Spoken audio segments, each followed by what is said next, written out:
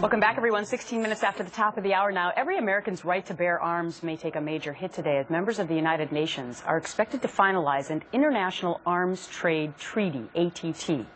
Its intended purpose is to limit the transfer of guns to terrorists and dictators, but our next guest says it's poorly worded and poses serious risks to people right here and their Second Amendment rights.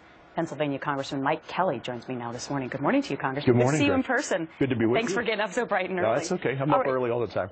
Well, glad to hear it. Hope you're watching us.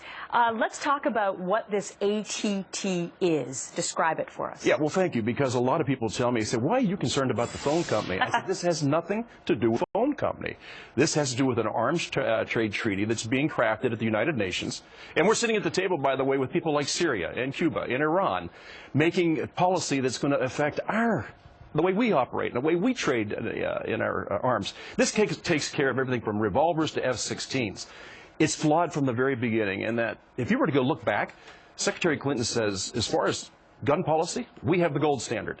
Now my question is then, why would the United States of America, the greatest defender of freedom and liberty, ever go to the table with countries that have a pretty bad track record of defending freedom and liberty, and all of a sudden allowing somebody else to determine what our trade policies will be? It's bad. It's bad for our friends and our allies. They're going to start to wonder, is the United States going to be there when we need them? Are they going to change their policy? Am I going to be able to look to the United States, as I have in the past, for help? And the question really leads to a lot of bad things. Okay, so two questions that I have. Is it the fact that you believe that it's naive to think that we can trust these other countries? And the second part of the question is, what does it mean for people back here, private firearm owners? No, listen, I don't think it's not only naive, it's dangerous. Anytime, again, as I said, when we go to the table with people that don't have a good history, and we go to the table with dictatorships and tyrants and say that we're going to come up with a policy that the United States, by putting pen to paper, we will follow, the other people will not. That's bad. And the United States, we are protected by our Constitution and our amendments to do certain things. The right to keep and bear arms is there. Now, this has dangerous implications down the road, and those who are there say, oh, no, you're pushing something that's not really there. I'm saying, no, I'm not. And the rest of the country knows that. We have 220-some co-sponsors on a piece, and also 34 senators are saying, no, we don't want to go with this. What are the fears? Well, the fears are that all of a sudden you lose your sovereignty. You lose your ability to determine for yourself, for your country, what your policies are going to be.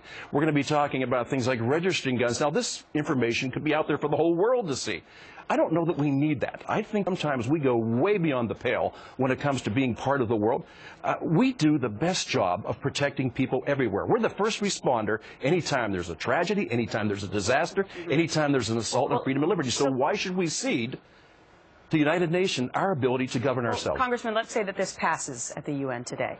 By all accounts, it probably will. Then what can Congress do? Well, first of all, the Senate, of course, has to also ratify that.